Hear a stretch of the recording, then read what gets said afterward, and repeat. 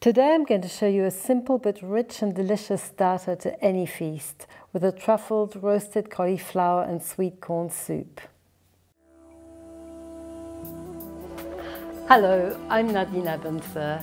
I'm a cookery writer and the author of 7 cookery books, including the Cranks Bible, which has just recently been reprinted. I'm a gallery owner and curator, and I'm an aspiring musician and artist. But my passions invariably lead me back to the kitchen. I can't help it. I always end up back here. I enjoy the honesty of cooking, the bonhomie of the table, and the connection to the earth that cooking assumes. I live on a lush acre in Mullumbimby. It's absolutely magnificent. It's so green and fertile, and close to many thriving farmers markets. And I'll use the produce from those markets in this series of short videos.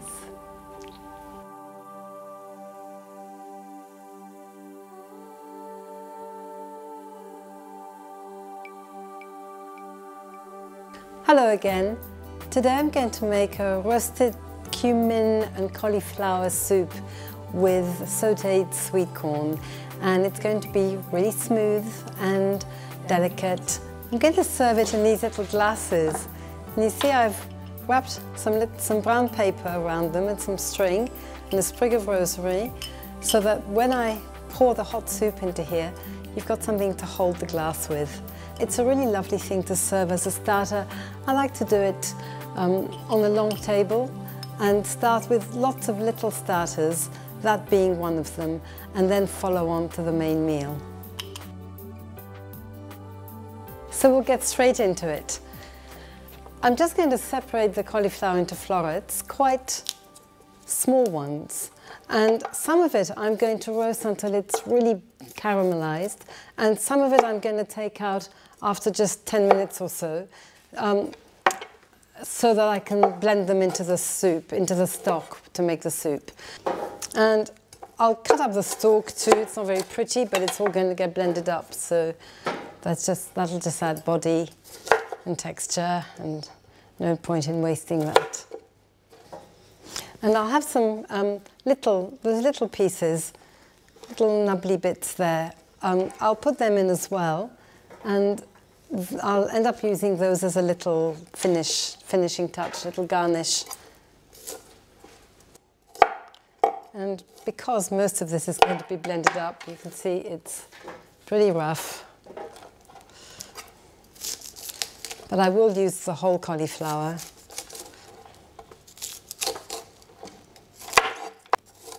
This is another one of these recipes where the ingredients couldn't be more humble. Now they are going to be zhuzhed up with a little truffle oil, and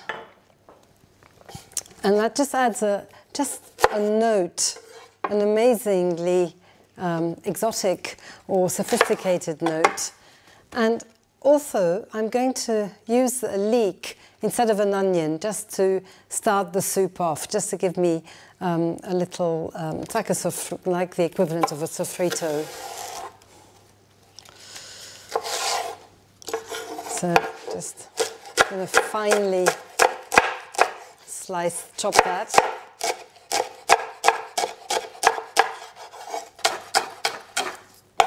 Oh.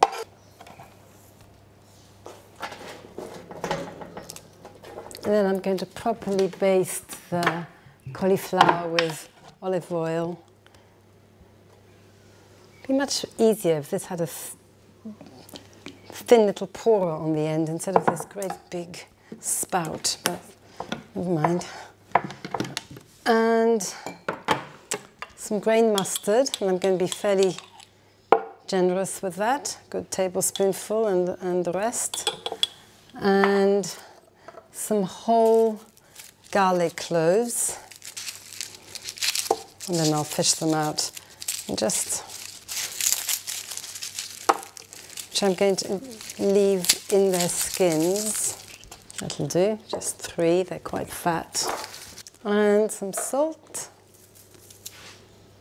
And that's it. So olive oil, garlic, salt, I will add a little bit of white pepper in a moment,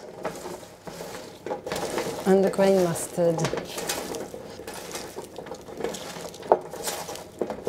Cauliflower and grain mustard are a really fabulous combination.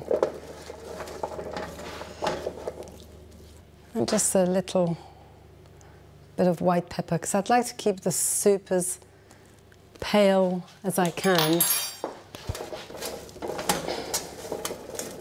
And then that goes into the oven on 200 degrees for about 25 minutes.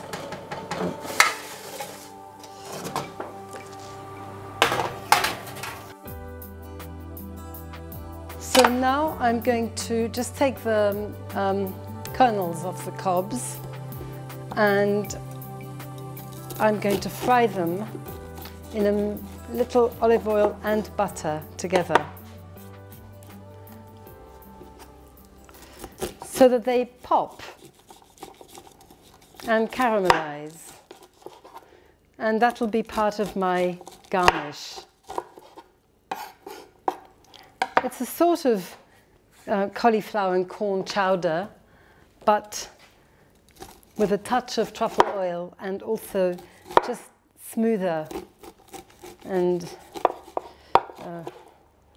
slightly more elegant than a chowder might be.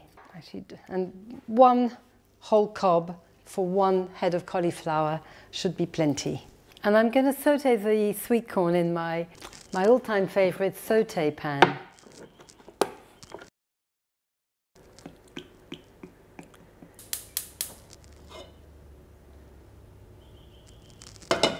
It's about a tablespoonful of oil, little knob of butter, and when that's hot, I'll drop the corn in, and also a little garlic and some salt and pepper, and that's as simple as that. Okay, so I'll just test the oil there. Yes, hot enough. So I'll get these in.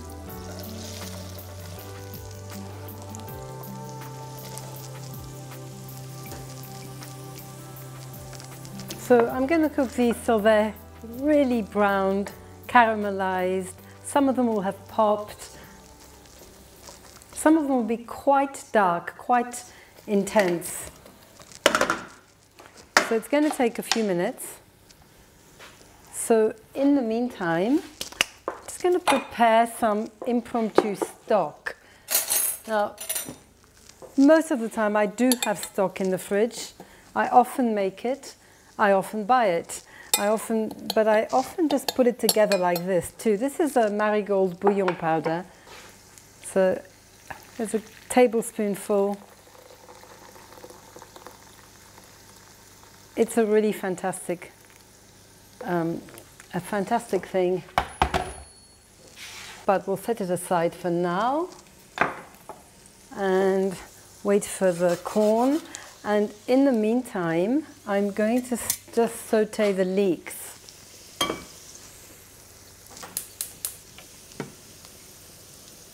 I'm just going to move my sweet corn onto a hotter ring, and I'll just add some salt and a little white pepper and some crushed up garlic.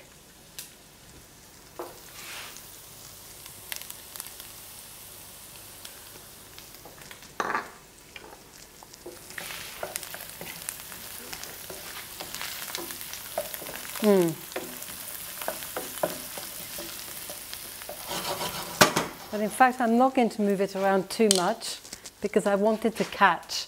I want the corn to catch on the bottom of the pan. I want it to caramelize.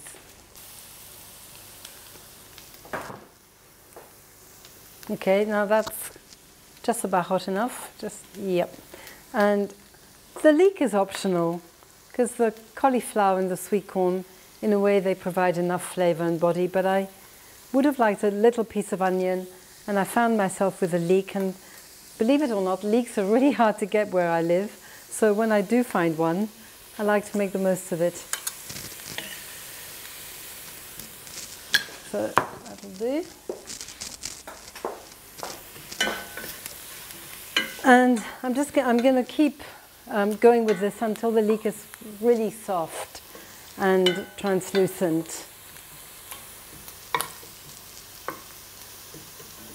And it's just going to add another layer of flavor to this very simple soup. And here you can see the sweet corn is beginning to go golden brown.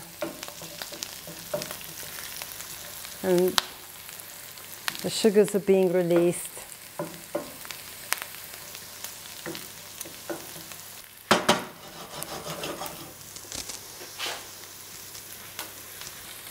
And I can help the leek along with just a little drop of stock to soften it.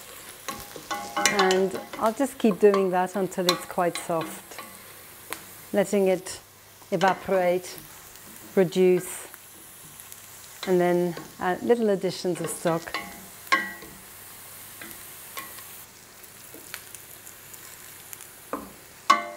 And that's going to create quite a rich base even before we've done anything else to the soup.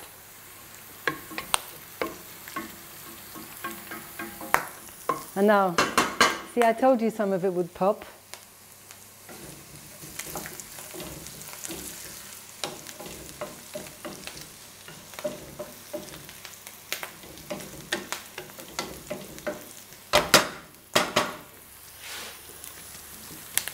And this is lovely now.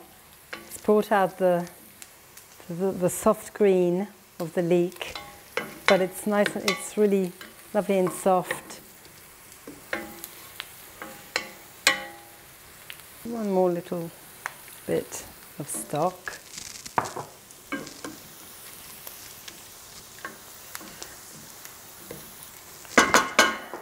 And here,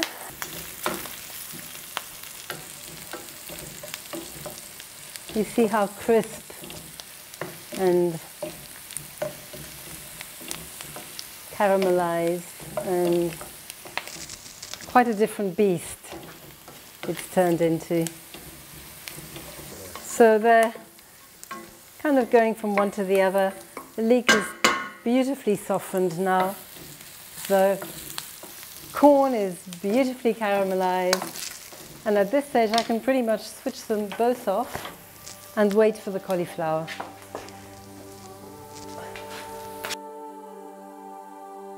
And now, oh yep, oh, wow. Oh, it was a blast. Yep, just about there. I'm going to take most of this cauliflower and add it to the leeks here, especially the bigger pieces, the sort of less browned pieces. Oh, hot. And then I'm going to squeeze out the garlic. And like that. I'm going to put the rest of the cauliflower back in the oven just for a few more minutes so it can caramelize a bit longer. And then, yeah, squeeze out the garlic. And, ooh, hot. And then to that, I'm going to add just enough stock to cover.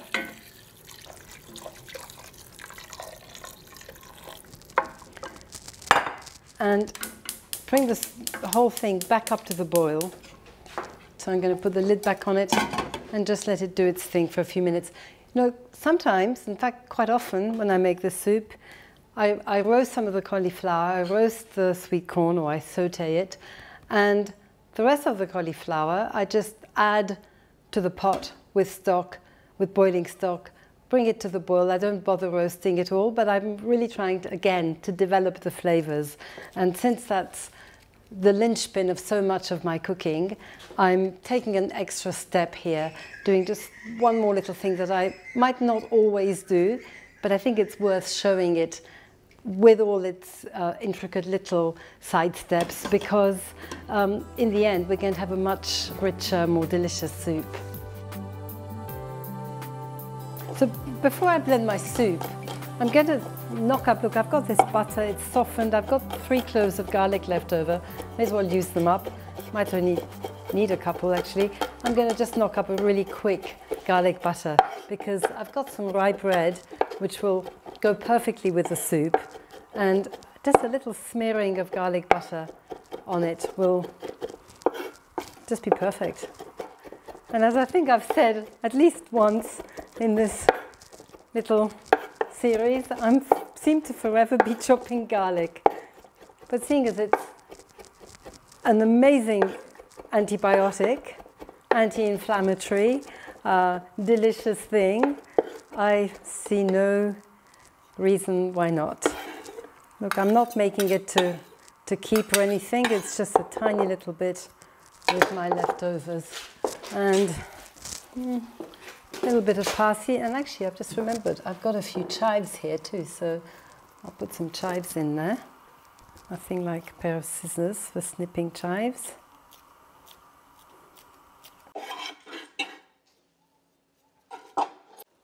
Just use up this bit of butter.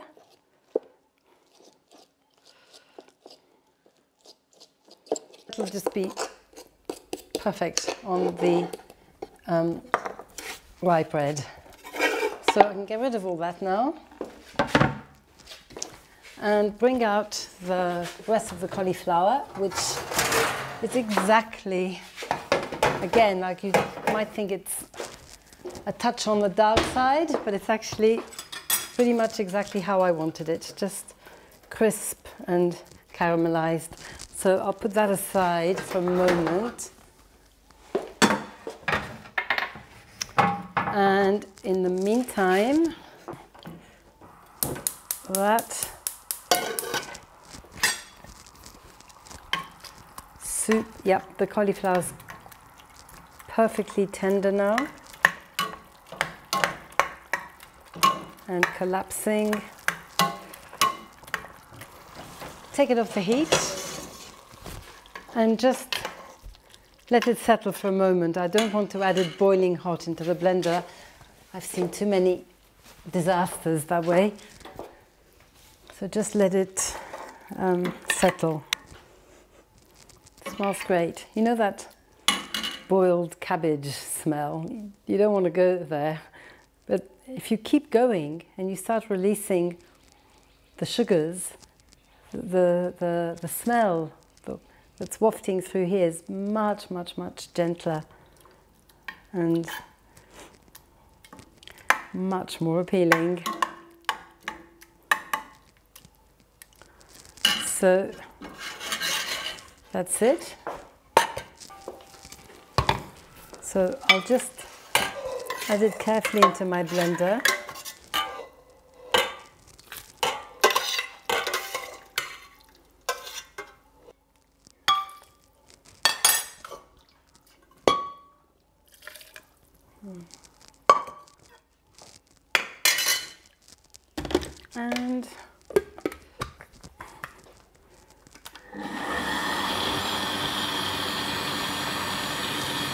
And then just put the speed up.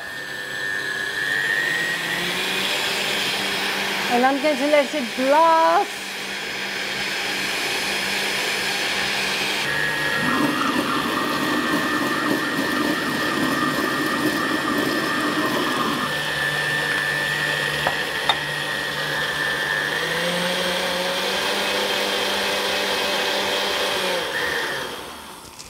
So there we go.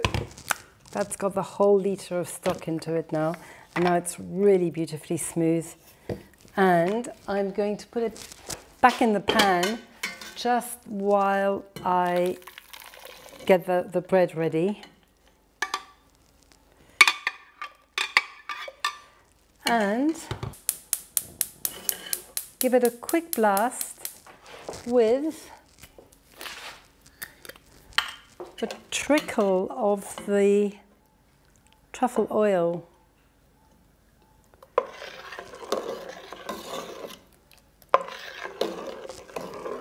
And that's amazing. So how you can turn cauliflower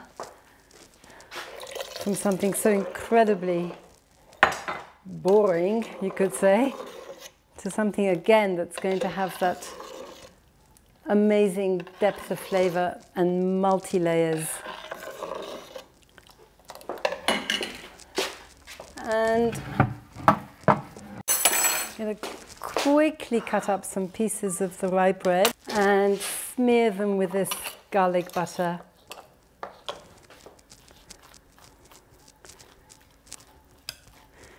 Not for once too extravagantly, just enough, just to make some little garlicky soldiers. And just before I do take this off the heat, I'm going to swish this sprig of rosemary around in it. Now, you might think that's not going to do anything, but it is. It's just going to release just enough of a hint, just the gentlest hint of rosemary into the soup, which amazingly goes surprisingly well with the truffle. I wouldn't have imagined it, but it does. But it's really just a swish. You don't want it sitting in there, because then it does become overpowering. It's just that little hint.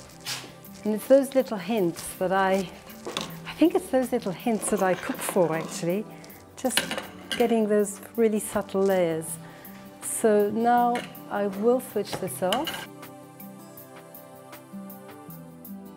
So I bring all the glasses over, and it takes not a lot, maybe a ladle and a half, and very gently, just like that. Now again, this is a bit tricky, getting this into the glasses without making a mess.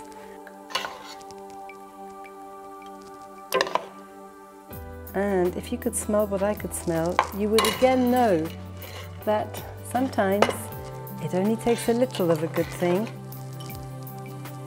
And then I'm going to put a little bit of cauliflower.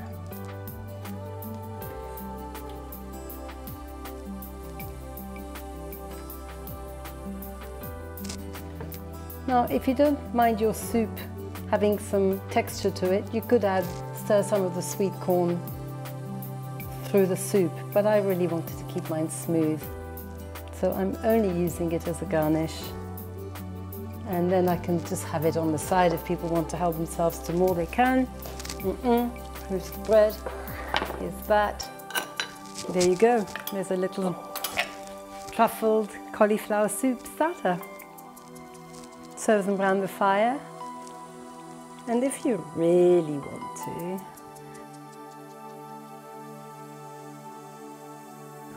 so that's another quick and easy recipe.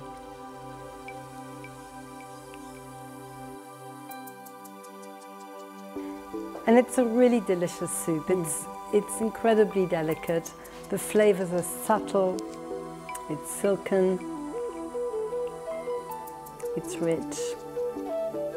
There's no cream in it. There's a little bit of butter. When you look at how much butter there was for the 8 portions I can make out of it, it's nothing.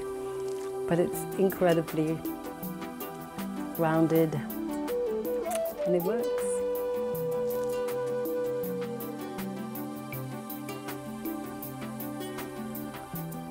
So very grown-up soldiers, little dunkers.